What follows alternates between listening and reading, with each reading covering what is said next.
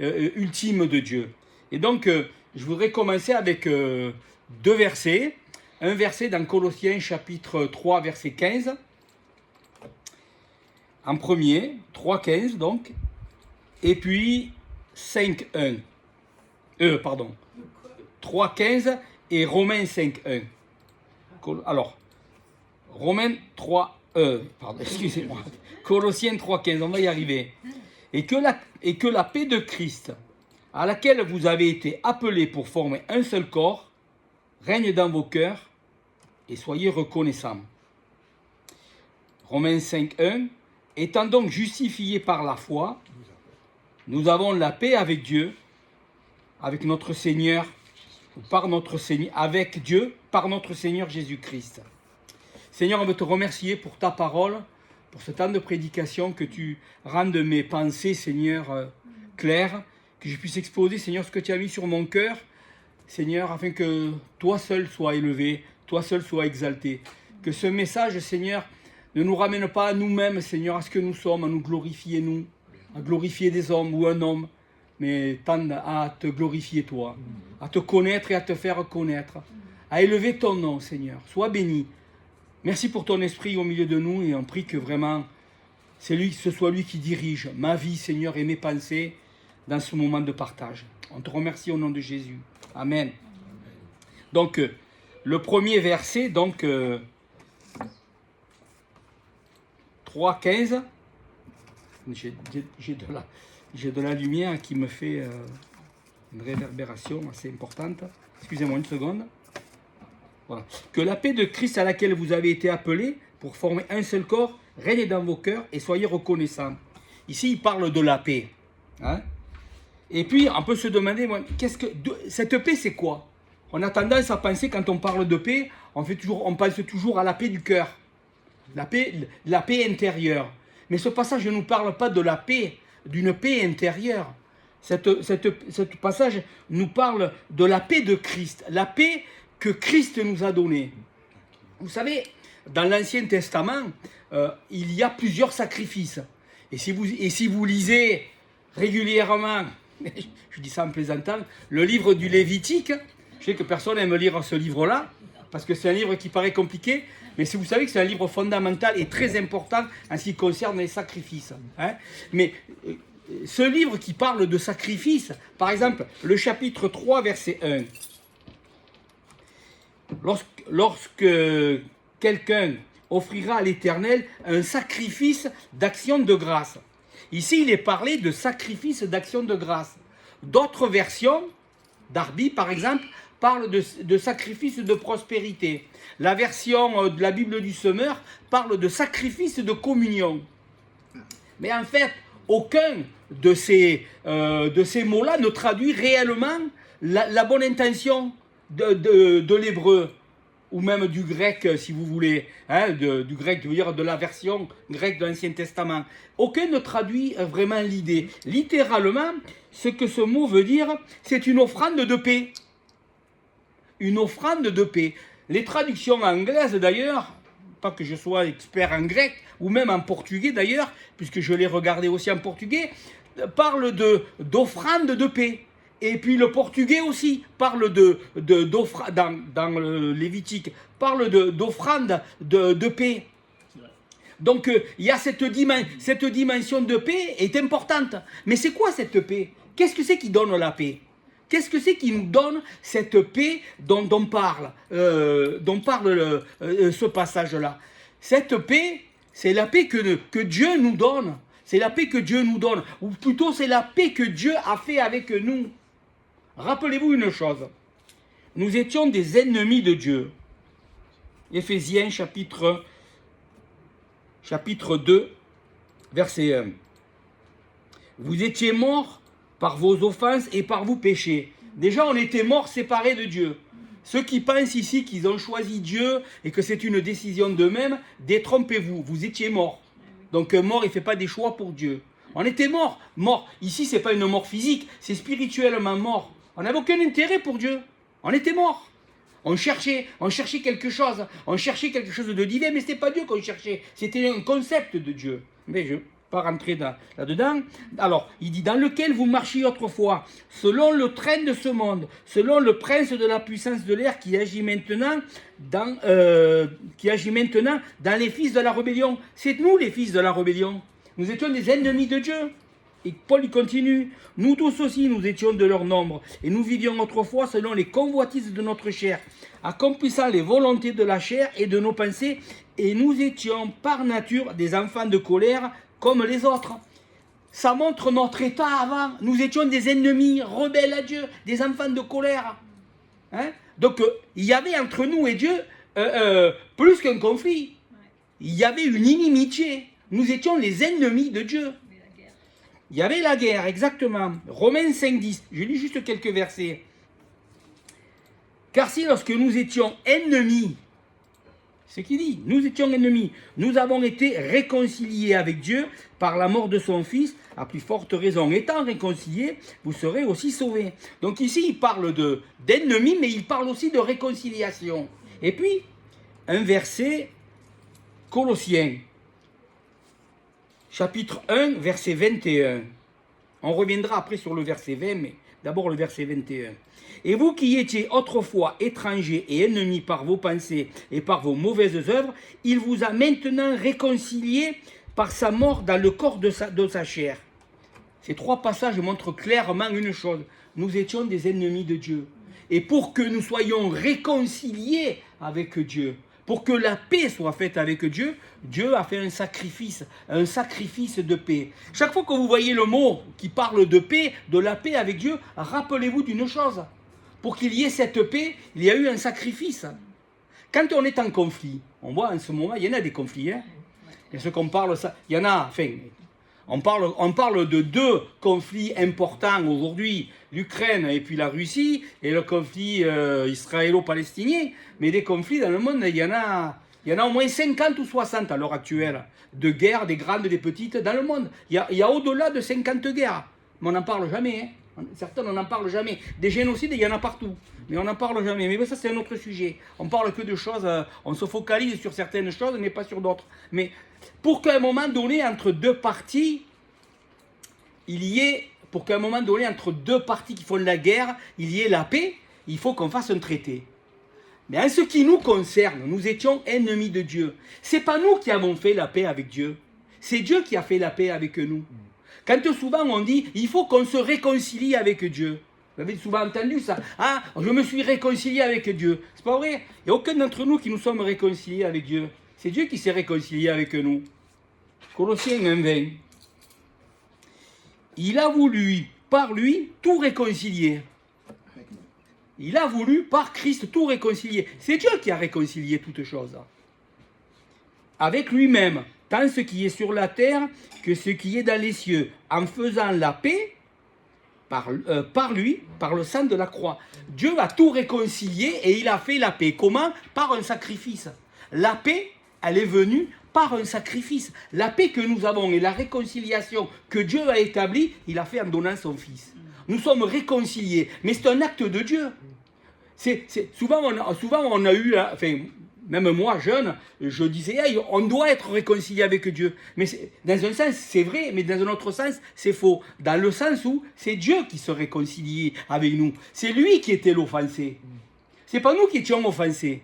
C'est nous qui avions offensé Dieu par nos vies dans le péché, par nos vies séparées de lui, par notre indépendance, par notre autonomie, par les vies misérables que nous avons eues ou que nous avions. Nous l'avons offensé. Mais ce Dieu offensé, il a payé le prix de se rapprocher de nous. Il a payé le prix de la réconciliation. Il a payé le prix de la paix. C'est lui qui a fait le traité de paix. Et d'ailleurs, dans l'Ancien Testament, on trouve une expression, je pense dans Jérémie, ou dans les prophètes en tout cas, où il est parlé d'alliance de paix. Dieu, il a fait avec nous une alliance de paix. Mais cette paix que nous avons, elle repose sur un sacrifice. Le sacrifice de Jésus-Christ. Et puis, je vais un peu plus loin, Romains 5,1, étant donc justifiés par la foi, nous avons la paix. Comment cette paix, elle est venue? Par le fait que Dieu nous a justifiés. Dieu ne nous donne pas simplement la paix, il nous justifie. Il nous déclare justes. Chacun d'entre vous, vous êtes aux yeux de Dieu des gens juste. Non pas parce que vous avez fait quelque chose, mais parce que vous avez cru. Parce que lui a fait quelque chose, qu'il a donné sa vie, qu'il a payé pour vos fautes. Dieu vous a imputé, c'est-à-dire que Dieu a mis sur votre compte sa justice. Hein? Il a mis sur votre compte sa justice. Et qu'est-ce que la Bible nous dit? Que nous avons été faits justice de Dieu. De Corinthiens 5, 21. Nous sommes en Jésus-Christ, justice de Dieu. C'est incroyable. Nous sommes un peuple juste aux yeux de Dieu. Est-ce que ça veut dire pour autant, c'est pas comme, je ne veux pas m'étendre sur le sujet, je veux ce sujet de la justification, mais je veux qu'on comprenne une chose. Le fait que Dieu nous a justifiés ne nous a pas rendus meilleurs. Hein? C'est une déclaration légale à notre sujet. Dieu nous dit maintenant qu'il nous voit comme quelqu'un de juste. Mais maintenant, il faut marcher comme quelqu'un de juste. Et ça s'appelle comment? La sanctification. La sanctification. Nous sommes justifiés, et donc la justification, elle implique qu'après, tu vives comme quelqu'un de juste, et que tu marches dans la justice, et selon la justice, que tu marches en sainteté. C'est la justification. Mais ici, il dit donc que, étant donc justifiés par la foi, nous avons la paix. Donc la paix est le résultat de l'œuvre de Jésus-Christ et le résultat de notre justification. Nous sommes en paix avec Dieu parce que nous sommes justifiés.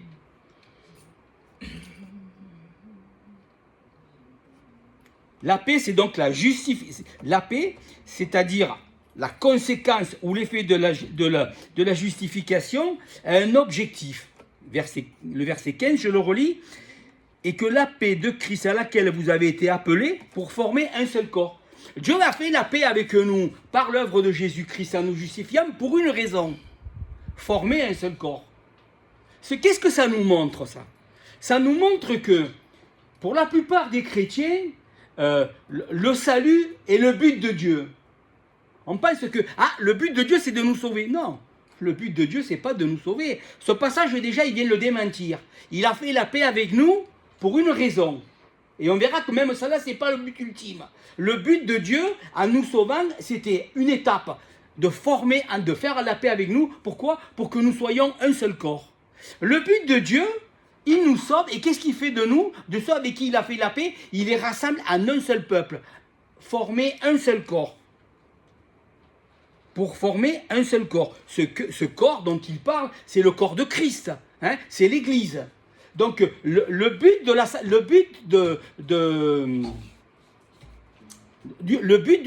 un des buts du salut, le premier but du salut, c'est de faire la paix, afin que, faisant la paix avec nous, nous soyons un seul corps. Mais ça, c'est pas le but de Dieu encore. Le but de Dieu, il est plus loin que ça. L'Église, elle n'est pas un but en elle-même. L'Église, elle doit servir une cause plus grande. Et c'est quoi la cause plus grande que l'Église doit servir? C'est la gloire de Dieu. Le but ultime de Dieu, c'est sa propre gloire. Donc on voit que Dieu nous sauve, il fait de nous un corps, et ce corps est pour sa gloire. Parce que Dieu fait tout pour sa gloire. Il n'y a rien que Dieu ne fasse pour sa gloire. Alors, souvent ça pourrait nous paraître bizarre de se dire « Ouais, mais le but ultime de Dieu, c'est sa gloire, c'est pas nous. » On a l'impression que le but de Dieu, c'est l'homme. Hein? Souvent, vous avez l'impression que c'est nous le but de Dieu, que c'est notre salut. Non, le but de Dieu, c'est Dieu lui-même. Hein? C'est Dieu lui-même. Hein? Et regardez, qu'est-ce que c'est l'idolâtrie? L'idolâtrie, c'est de diviniser une chose, un objet qui n'est pas Dieu, et l'adorer comme s'il l'était. Quand je dis ça peut être un objet matériel, les idoles, les statues si vous voulez, ou ça peut être n'importe quelle façon de vivre.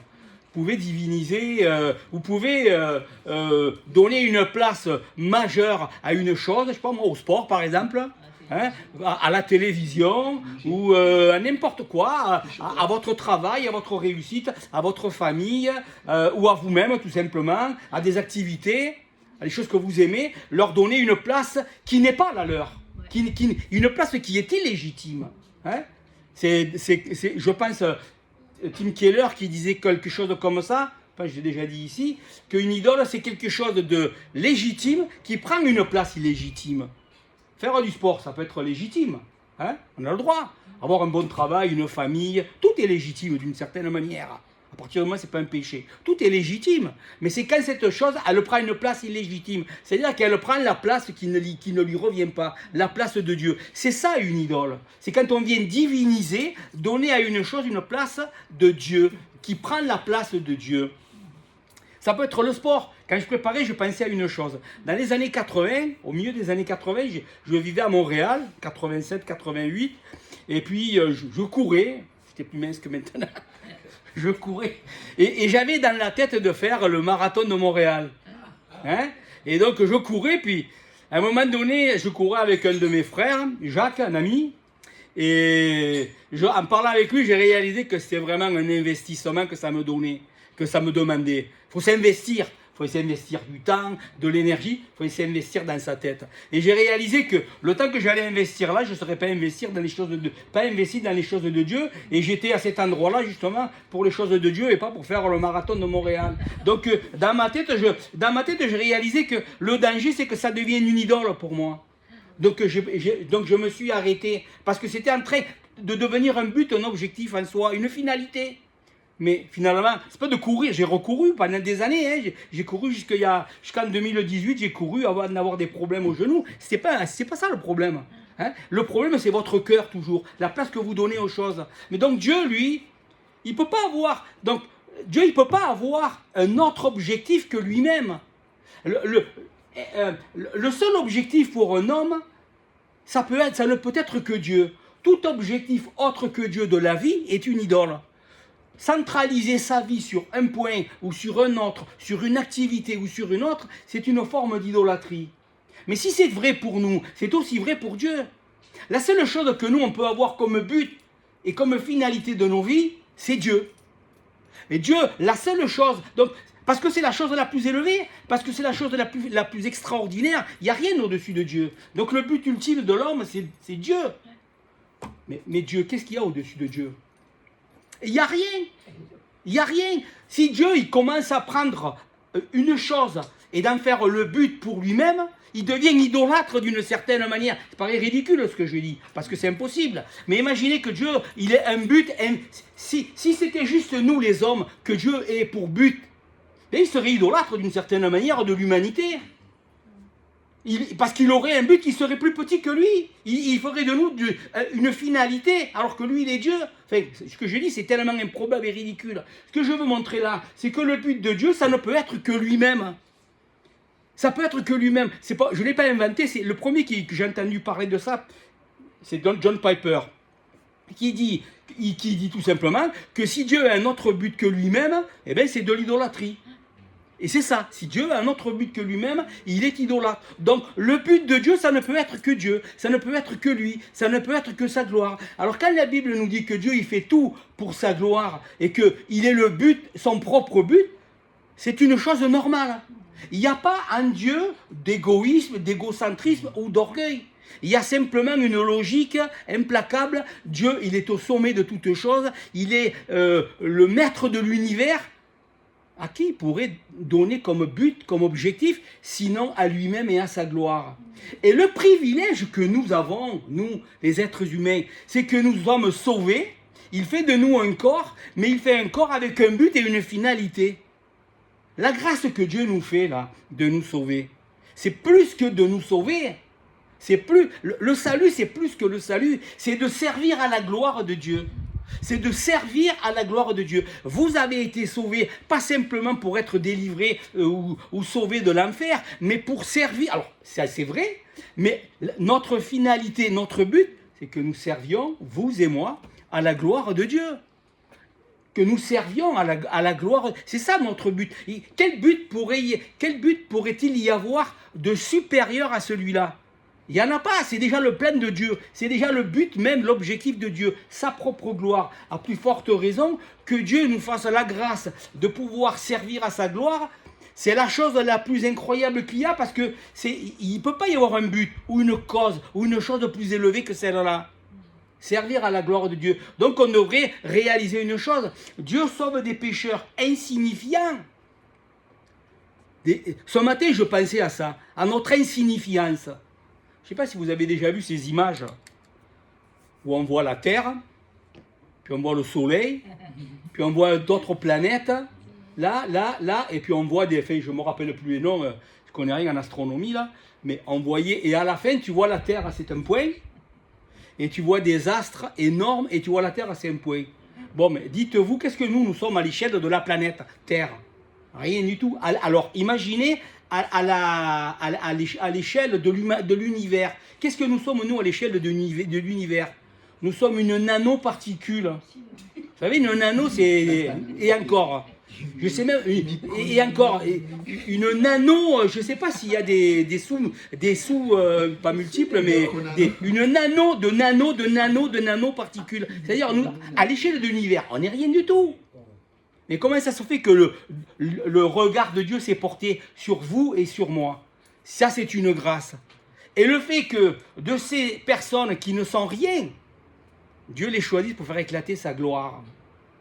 Pas extraordinaire, ça? C'est extraordinaire. Et ça devrait nous encourager. Donc Dieu, il fait tout pour sa gloire. Colossiens 1,16.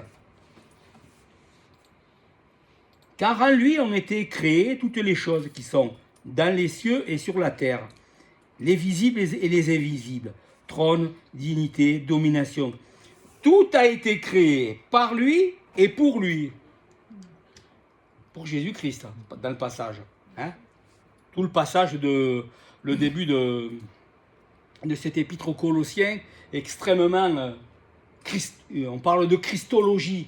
Et ça nous dit tellement qui est Jésus-Christ. C'est tellement christocentrique, centré sur la personne de Jésus-Christ. Tout a été créé par lui et pour lui. Vous n'avez pas été créé. Je sais que ça déçoit bien des gens, ça. Ça vient frustrer bien des égos, ça, quand on parle de ça. Il n'y a personne ici qui a été créé pour lui-même. Hein. On a été créé pour Dieu. Et pour moi, quand même, j'ai de la valeur, je suis une personne, j'existe. Vous savez, l'humanisme d'aujourd'hui, les revendications des uns, des autres, on devrait s'arrêter et dire « Ah, mais c'est incroyable, Dieu ne nous a pas créés pour nous, il nous a créés pour lui, pour sa gloire. » C'est quand même un but plus important. Dieu, il est plus grand que moi. Donc le fait qu'il m'ait créé pour lui, c'est un privilège. Moi, je suis personne, puisque je disais tout à l'heure, on est des insignifiants. Dieu ne nous a pas créés pour l'insignifiance, il nous a créés pour ce qui est ultime.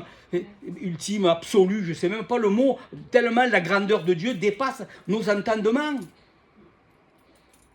Est-ce qu'on réalise, la Bible nous dit qu'il tient le monde, il tient l'univers dans sa main. On parle d'un univers infini. Enfin, je sais pas, ça vous fait pas péter les neurones, là, excusez-moi l'expression, là, ça vous fait pas disjoncter. Depuis un an ou deux, là, je me suis pris à réfléchir régulièrement sur la grandeur de Dieu, sur le côté insondable de Dieu. Mais ton cerveau ne peut pas l'assimiler. Parce que toujours tu te butes, mais là il doit y avoir un mur à un moment donné. Même un Dieu, quand tu penses à l'éternité de Dieu, à un moment donné tu te dis, mais bon, et avant? Mais avant il n'y avait rien, il y avait toujours Dieu. Il a toujours été là. Comment on peut le concevoir? Comment on peut concevoir cette grandeur, cette dimension infinie de Dieu? C'est inconcevable. On doit l'accepter. Et on a été créé pour lui. Pour ce Dieu qui est sans limite. Un Dieu qui est sans limite. Quelqu'un récemment disait, un jour on va arriver devant Dieu, on va reconnaître Dieu. Quelqu'un dit, quand on va arriver dans l'éternité, on va reconnaître Dieu. Déjà, ce n'est pas Dieu qu'on va connaître, c'est Jésus-Christ. Parce qu'on ne verra pas Dieu, c'est Christ qu'on va voir. Mais Christ, il est l'image du Dieu éternel. C'est lui qu'on va connaître. Mais est-ce qu'on va connaître Dieu? Mais Dieu, il est inconnaissable. Hein.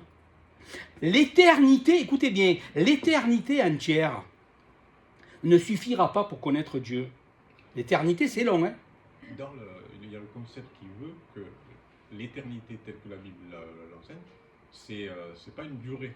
Non, c'est pas. C'est ni commencement, ni fin. Ni commencement, ni fin. Oui, mais il y a quand même probablement dans l'éternité une notion de temporalité.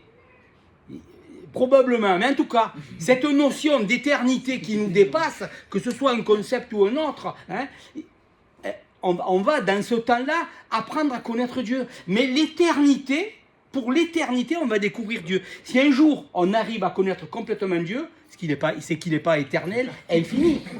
Si un jour on dit, ah ça y est, je connais tout de Dieu. Mais si je connais tout de Dieu, je peux dire, lève-toi que je m'y mette, que je prenne ta place. Non mais c'est ça. Si un jour j'arrive à connaître Dieu et à tout savoir sur Dieu, ben j'en sais autant que lui. Je pourrais dire, moi aussi, je suis une autre divinité, un autre Dieu. Mais c'est pas ça la question. Dieu, il est inconnaissable. On va passer l'éternité à le découvrir. L'éternité à connaître Dieu, à le rencontrer, à le voir. Et c'est pour ça qu'on a été créé. Pour le connaître et pour le faire connaître. C'est pour ce Dieu-là que nous, on a été créé. Tout a été créé par lui et pour lui. Pour sa gloire, la gloire de ce Dieu-là. C'est extraordinaire. Alors quand on dit, ouais mais j'ai pas été créé pour moi-même, non, tu as été créé pour lui, pour avoir une relation avec lui, pour le connaître et surtout pour le glorifier. Alors vous allez me dire, oui mais quand on passe des temps difficiles, quand on est dans l'épreuve, parce qu'on peut se demander, ouais, mais alors comment je peux glorifier Dieu dans ma vie? Est-ce que ça suppose que je dois faire des choses? Parce que l'idée toujours, c'est l'idée de faire des choses, c'est l'idée de la réussite, c'est l'idée d'accomplir. Tous les hommes ont ça en eux. Il faut qu'on accomplisse, il faut qu'on fasse. C'est à nous, il faut qu'on fasse. Allez, la première chose que Adam et Ève ils ont fait après la chute, ils ont fait quelque chose. Ils ont fait des habits, ils se sont cachés. Non. Comment? C'est ça, comme ça que l'homme il réagit. Il réagit toujours dans le faire, l'agir. Mais Dieu, il n'est pas comme ça. Dieu, c'est pas au travers de nos réussites qu'il est glorifié. Il est glorifié autant au travers de nos réussites qu'au travers de nos échecs, ou ce qui semble nos échecs. Tout ce qui nous arrive. Si Dieu est souverain, et il est souverain, le glorifier, ça veut dire quoi? Reconnaître sa souveraineté en toutes choses. Si vous reconnaissez que Dieu, en toutes choses, il est souverain, d'une certaine manière, vous le glorifiez. Le frère avec qui je suis venu aujourd'hui m'a raconté qu'une personne est décédée, qu'il connaissait, est décédée, un portail est tombé dessus, l'a écrasé et la personne est morte. Récemment, ce vendredi, ouais, ça, vendredi, qu'elle est décédée. Et puis il disait, bon, mais le Seigneur le savait, Dieu est souverain. Pourquoi Dieu a permis ça? On ne sait pas pourquoi Dieu permet ces choses. Ce que lui m'a dit, c'est parce que ça m'a parlé. Dieu est souverain. Dieu s'attendait à ça. Dieu le savait. Dieu l'avait prévu. Je ne dis pas que c'est lui qui a voulu, qui a fait tomber le portail sur elle. Mais Dieu le savait dans son décret éternel, que ces choses allaient arriver. Donc, reconnaître la souveraineté de Dieu à chaque moment de nos vies, pour chaque situation de nos vies, c'est ça qui glorifie Dieu. Mon cancer, je ne l'ai pas, mais le cancer que je pourrais avoir. Au travers de ça, Dieu veut se glorifier. Au travers du cancer lui-même, non. Au travers du regard que je vais avoir sur la vie.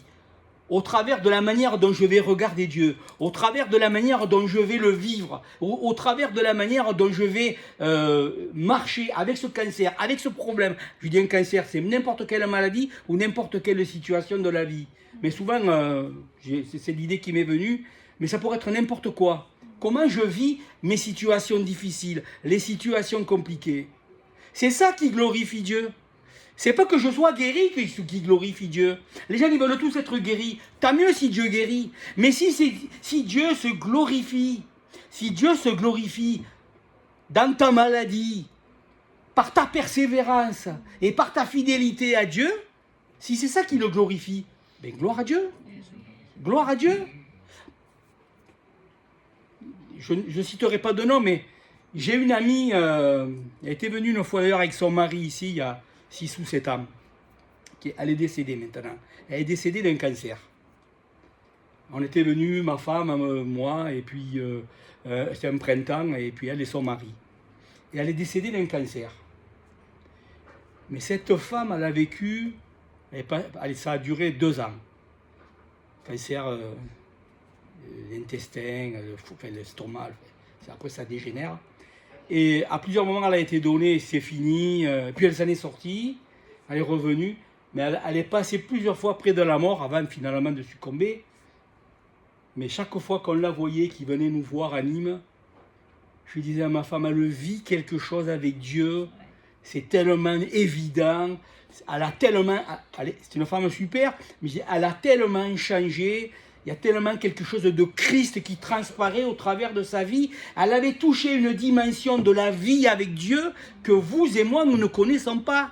Parce qu'elle était amenée dans des situations au bord de la mort, et des situations extrêmes. Mais que là, elle avait rencontré d'une manière encore plus personnelle son Seigneur. Et au lieu de se rebeller contre lui, elle lui avait fait confiance. Elle s'était abandonnée. Je vous garantis que je revois son visage. Il y avait un rayonnement dans ses yeux qui n'était pas là avant, même si elle connaissait le Seigneur. Parce qu'elle avait touché à quelque chose d'extraordinaire, la présence de Dieu. Sa vie, ce qu'elle a vécu, ça a glorifié bien plus Dieu que si Dieu l'avait guéri. Je suis sûr et certain que Dieu a permis ces situations parce qu'il s'est glorifié dans ces situations. Donc, glorifier Dieu, c'est pas de sortir délivré de tous nos problèmes. C'est la manière dont nous les assumons les uns et les autres. Comment vous vivez vos difficultés? Comment? Est-ce que dans les problèmes, vous vous rebellez contre Dieu et que vous dites « Ouais, mais Dieu, pourquoi ça m'est arrivé ?» Dieu est souverain. Hein? Tout ce qui nous arrive, c'est parce que Dieu l'a permis. Mais de tout ce qui nous arrive, Dieu l'a permis. Mais on devrait regarder, il y a une finalité.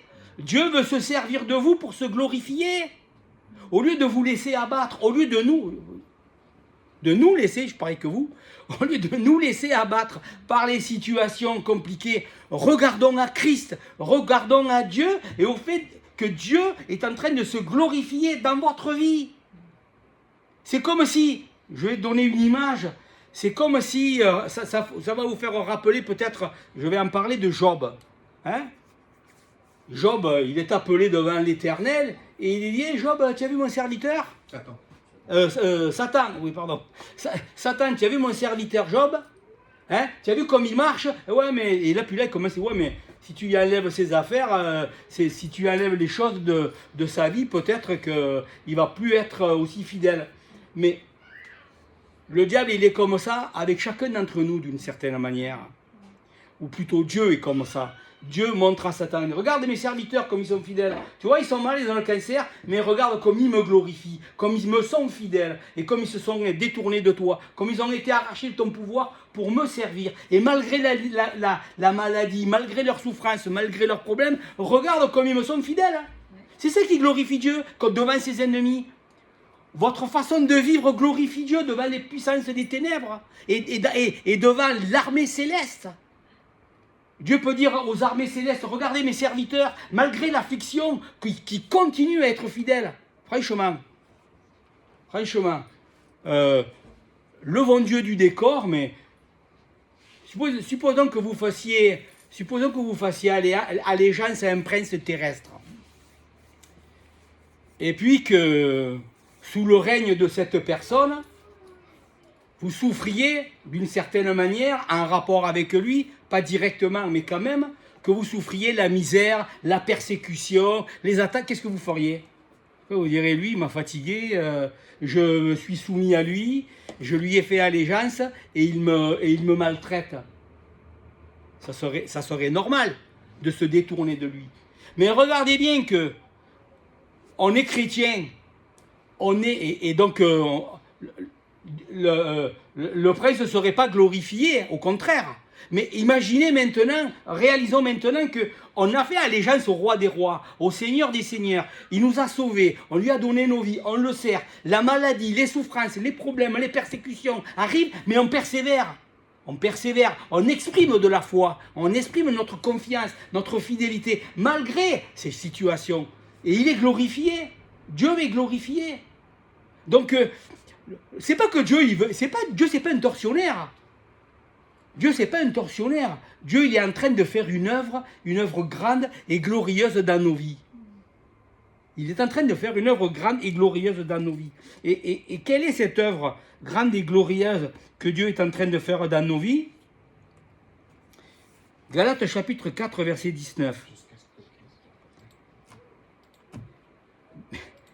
Mes enfants, pour qui j'éprouve de nouveau les douleurs de l'enfantement, jusqu'à ce que Christ soit formé en vous. Le but de Dieu, c'est quoi? C'est sa gloire. Mais comment sa gloire, elle se réalise en nous? Elle se réalise par le fait que Dieu est en train de former Christ en chacun d'entre nous. Les épreuves, elles sont là pour nous amener à la ressemblance de Jésus-Christ. Elles sont là pour nous, comme un moyen que Dieu utilise pour former Christ en nous. Et c'est quand Dieu voit dans son peuple, dans ses enfants, Christ formé, et l'expression de Jésus-Christ au travers pour dire le jaillissement de la vie nouvelle au travers de nos épreuves, c'est là que Dieu est glorifié. Quand la vie de Christ est manifeste, plutôt que nos vies de rébellion dont je parlais au début, quand c'est cette vie de Christ qui est manifeste au travers de nous, Dieu est glorifié. Ce que Dieu veut, c'est simple. C'est que Christ soit formé en vous. Tout va dans ce sens-là. Que Christ soit formé en vous pour que sa gloire éclate. Plus Christ sera formé en vous, plus la gloire de Dieu éclate dans vos vies, éclate au travers de vos vies. Ça, peut-être nous ne le voyons pas.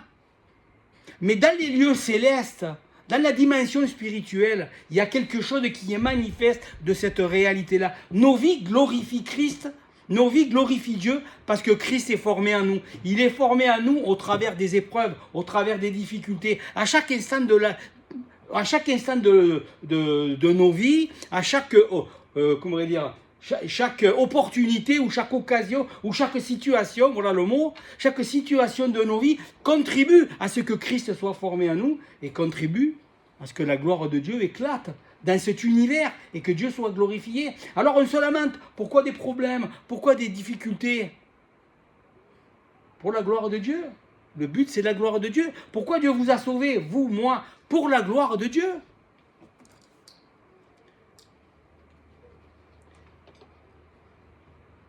Regardez Job. Si vous lisez le premier chapitre de Job, je ne le lirai pas, mais dans ce chapitre-là, on voit qu'il est avec ses enfants en train de manger, il est réuni autour de lui, puis un de ses serviteurs arrive, il dit « Hey, tes troupeaux ont été massacrés ». Il n'avait pas fini de parler qu'un autre de ses serviteurs arrive. Et là, ils ont tué tes serviteurs. Non, il n'avait pas fini de parler, un autre arrive. À 4-5 comme ça, ils n'avaient pas fini de parler qu'un autre voulait amener à chaque fois une autre catastrophe. Et à la fin, qu'est-ce qu'il dit? Je suis sorti nu du sein de ma mère, verset 21. Je suis sorti nu du sein de ma mère, et nu je retournerai dans le sein de la terre. L'Éternel a donné, l'Éternel a ôté. Que le nom de l'Éternel soit béni. Ce gars-là, qu'est-ce qu'il fait? Il est en train de reconnaître la souveraineté de Dieu et de rendre gloire à Dieu. Tu es souverain. Quand je dis Dieu est souverain, ça veut dire que j'accepte son dessein, j'accepte sa volonté.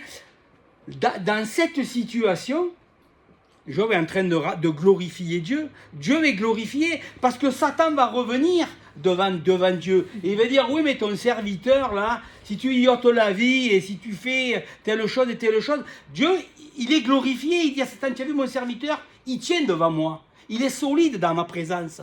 Il ne m'a pas renié, il ne m'a pas abandonné. Et qu'est-ce que Satan va faire? Oui, mais si tu touches à sa vie. Et là, il va lui prendre ses enfants, sa femme, ses fils, ses filles, sa femme, et tout, sa santé. Il n'a plus rien. Il a des ulcères sur la peau, mais il reste fidèle à Dieu. Voilà un homme qui au travers... Personne, Je pense rares sont les personnes dans l'histoire de l'humanité qui ont vécu des choses aussi dramatiques que cet homme-là. Mais il est resté fidèle. Il a gardé la foi. Il est allé jusqu'au bout. Il a glorifié Dieu. Personne ici a envie d'être Job. Vous avez envie? Moi non. Personne a envie de glorifier Dieu, mais si le Seigneur il a d'autres moyens de le glorifier, je serai d'accord. Je serai d'accord, parce que là, franchement, ce gars-là, il est passé par quelque chose d'extrêmement difficile, d'inimaginable.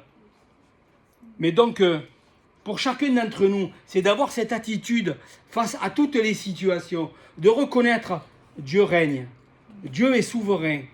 Il m'arrive des problèmes, Dieu est en contrôle. Et si Dieu est en contrôle, et que je le reconnais, et que je vis en fonction de ça, malgré la situation, la gloire de Dieu est manifeste au travers de ma vie. Elle glorifie Dieu. Mon attitude glorifie Dieu. C'est pas que moi je vais le voir, mais c'est ça que Dieu veut. Dieu, il veut que je reste fidèle, que je m'attache à lui. Peu importe ce qui vous arrive dans la vie, restez fidèles, restons fidèles, restons attachés à lui. Persévérons, gardons les regards sur lui. Et c'est ça qui le glorifie. C'est ça. En définitive, Dieu, il n'est pas glorifié. Regardez, un frère sera malade, ou une sœur, il aura une maladie grave, ou une situation grave, maladie ou situation grave. Et dans cette situation grave, cette personne choisit, peut-être quelqu'un perd son travail, perd sa maison, perd tout, mais dans cette situation-là, il reste fidèle à Dieu. Il glorifie Dieu. C'est bien plus glorieux aux yeux de Dieu qu'un qui a évangélisé et qui a amené 10 personnes au Seigneur. Et on va se glorifier. Moi, j'ai amené du monde au Seigneur. Je suis désolé, c'est le Saint-Esprit qui fait le travail, c'est pas toi.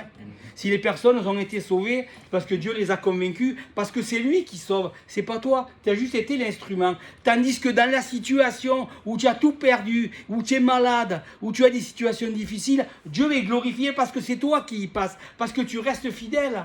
Il y a bien des gens Moi, j'ai connu des gens qui évangélisaient tout le temps et leur vie avec Dieu, elle était plus que chaotique. Ils amenaient des gens au Seigneur, mais leur vie était plus que chaotique. Donc Dieu les amenait au Seigneur, non pas parce que lui, il était bien, mais parce que Dieu avait décidé de sauver la personne. Ok ? Et donc, mais par contre, ça a beaucoup plus de valeur de voir une personne qui, dans l'épreuve, persévère, reste attachée à Christ, reste attachée à Dieu, donne gloire à Dieu dans ses problèmes. Il glorifie beaucoup plus Dieu que celui qui a une vie plus ou moins, ou même si elle est correcte, qui amène des gens au Seigneur, parce que c'est Dieu qui le fait. Et le fait de persévérer, c'est dans la foi que je persévère. Au-delà des choses visibles, je continue à me confier en lui, continue à espérer en lui. Comme il est dit de Moïse, il espéra contre toute espérance. À des moments de ta vie, tu es amené à espérer, à t'attendre à Dieu, à faire confiance à Dieu. Même si tout te dit que tu ne devrais pas le faire. Quand tu espères comme Moïse, comme Abraham, tu espères contre toute espérance. Lui, il n'y avait plus rien à espérer pour lui. Abraham, vu l'âge qu'il avait, il avait passé 100 ans, il avait pratiquement 120 ans quand son fils est né. Il a eu la promesse à 100 ans. Il est né quasiment 20 ans plus tard. 120 ans. Il n'y avait plus rien à espérer. Plus rien. Et pourtant, Dieu l'a fait. Dieu l'a fait. Parce qu'il a gardé la foi que Dieu était capable de faire les choses malgré toutes les incapacités. Mais c'est ça. Et Dieu, c'est là qu'il veut nous amener, nous. À espérer en lui contre toute espérance. Que dans toutes les situations les plus improbables, on continue à croire dans ses promesses. Qu'on continue à lui faire confiance et à marcher avec lui. Donc les problèmes, d'une certaine manière, on n'en veut pas, bien sûr qu'on n'en veut pas des problèmes, mais en même temps, ils sont le moyen de grandir et de glorifier Dieu. Les proverbes disent, un verset que j'aime beaucoup, dans les proverbes, un verset bien connu, « Reconnais-le dans toutes tes voies, et il aplanira tes sentiers. » C'est pas reconnais-le que dans les bonnes situations. Reconnais-le que dans les situations favorables. Reconnais-le dans tes voies qui sont bonnes, qui sont positives, qui t'élèvent, qui te font du bien. Non, toutes tes voies. Toutes. Les bonnes, les mauvaises, chaque situation de ta vie. Reconnais-le dans toutes tes voies. Dans Job, justement, il y a un passage qu'on cite peu souvent, c'est « Dieu aurait fait le bonheur et non le malheur ». Et de Dieu, nous devons recevoir autant le bonheur que le malheur. Oui, c'est ça. Ne recevrions-nous pas aussi la malédiction, la bénédiction, la malédiction? Dieu a tout fait, il est souverain, il fait ce qu'il veut. Mais c'est à nous d'apprendre à vivre avec ces choses-là. Si je le reconnais dans toutes mes voies, ça veut dire que je reconnais qu'il est souverain. Et j'apprends à vivre avec cette souveraineté. Et c'est en apprenant à vivre avec toute cette souveraineté qu'on peut dire que il aplanira tes sentiers. Il y a des sentiers qui vont être aplanis. Non, comment je pourrais dire? Je ne pense pas qu'un problème va se régler, mais je pense que ça va être comme s'il était réglé. Je vais le vivre comme s'il était réglé. Dieu permet des difficultés dans ma vie, Mais si je lui fais confiance, la difficulté est là, mais je vais vivre avec lui comme si elle ne l'était pas. D'une certaine manière, il a aplani mon sentier, même si la difficulté est encore là. Et c'est ça qui glorifie Dieu. Et c'est ça qui fait que Christ est formé en nous. Donc, quand vous voyez des problèmes dans vos vies, ou si vous vous dites plutôt, je voudrais servir à la gloire de Dieu. Mais chacun d'entre nous, nous servons à la gloire de Dieu. Il n'y en a pas un qui sert plus à la gloire de Dieu qu'un autre. Il y a des gens qui, dans l'église, peut-être paraissent des personnes insignifiantes. Et il y a des personnes qui sont au premier plan, comme moi, je suis face à vous. Mais celui qui glorifie Dieu, ce n'est pas nécessairement moi.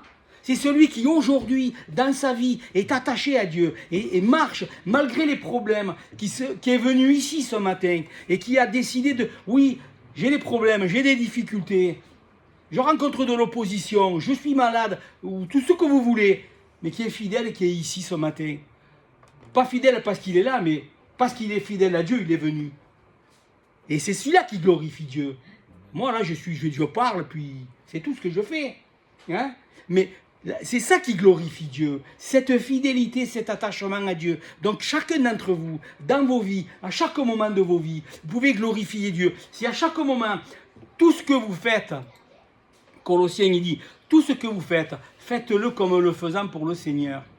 Tout ce que vous faites, faites-le. En d'autres mots, c'est reconnaissez que dans chaque situation, le Seigneur, il est présent.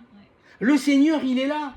Donc, de vivre chaque situation avec le Seigneur, de se dire, il est là, eh bien, c'est une bénédiction pour vous et c'est une bénédiction pour Dieu. Je me rappelle, dans les années 80, de 88 à 92, j'étais au Canada, je suis revenu du Canada et je suis allé dans une ville à Sète, au bord de la Méditerranée. Là, il y avait un groupe de chrétiens que je suivais depuis des années.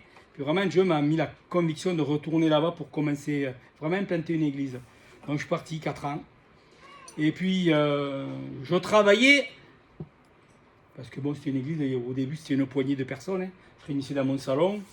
Et puis, je travaillais tous les matins, je faisais le ménage 6 jours. Non, je faisais le ménage 7 jours par semaine, c'est-à-dire même le dimanche matin. Et donc, je commençais le matin, je faisais de 6h à midi, 7 jours par semaine. Le dimanche, j'y allais plus tôt et j'essayais de finir avant le culte. Et comme je le dis souvent, et au début, les cultes étaient chez moi. Les gens arrivaient, j'étais encore sous la douche, en train de, parce que c'était serré. Mais ce verset-là, faites toutes choses, ce verset de tout ce que vous faites, faites-le comme pour le Seigneur. Ce verset m'a libéré. Parce que je disais, bon, mais là, Seigneur, je suis là, je fais le ménage. C'était un bar-restaurant. C'était un bar-restaurant, comme on dit, vulgairement branché à sur le quai. Donc il y avait la fête toute la nuit. Et quand j'arrivais au petit matin, je devais nettoyer les toilettes. Les gars, ils avaient fait pipi à côté. Souvent, les hommes surtout, hein. Ils avaient fait à côté. Quand ils n'avaient pas vomi aussi à côté. Des fois, c'était l'horreur totale. L'horreur, c'était immonde. Mais bon, en plus, moi, je suis très craignant de ces choses-là. Mais bon, gloire à Dieu, j'ai survécu. Mais je me disais, c'est pour le Seigneur. Je suis là pour le Seigneur. Mais c'était, vous savez quoi, ça m'a libéré, ça m'a affranchi de dire, on peut faire les choses, même les choses basiques de la vie, un travail désagréable, on peut le faire comme le Seigneur. C'est ça qui glorifie Dieu. C'est ça qui glorifie Dieu aussi. C'est de reconnaître que dans tout ce que tu fais, Dieu est présent et de les faire comme lui, comme si c'était pour lui que je les faisais. Au travers de nos difficultés, au travers de chaque situation de la vie, vivons les choses avec Dieu, vivons les choses comme en mettant Dieu au centre, faisons les choses pour Dieu, en reconnaissant sa souveraineté, dans la maladie, dans les difficultés ou dans la vie de tous les jours. Reconnaissons-le. Ça glorifie Dieu. Dieu est glorifié dans ma vie. Tout simplement parce que je le mets à la première place. Glorifier Dieu, c'est pas d'amener des centaines au Seigneur. C'est donner la première place dans ta vie, dans ma vie. Si je fais de lui le centre, la centralité de ma vie, et que tout est centré sur lui dans ma vie, Christ est glorifié. que ce soit mes problèmes, mes difficultés, mon travail, ma famille, toutes les situations que je peux rencontrer, quand elles sont centrées sur la personne de Jésus-Christ, quand il est le centre de tout, que je reconnais qu'en tout, il est souverain et Seigneur, il est glorifié. C'est pas la peine que je fasse des exploits comme on a l'impression qu'il faudrait qu'on fasse. L'exploit, là, le plus grand exploit qu'on peut faire, c'est marcher par la foi. C'est ça l'exploit qu'on peut faire, de rester fidèle et rester attaché et confiant en Jésus-Christ. C'est ça le plus grand des exploits. La foi, c'est irrationnel la foi, comme je disais tout à l'heure. Un Dieu qui permet que tu sois malade, qui permet des problèmes, lui rester attaché à lui, mais personne ne resterait attaché à un souverain qui permettrait la maladie. Mais à lui on reste parce qu'on sait qu'il y a un but suprême. Il y a un but, on contribue à la gloire de Dieu.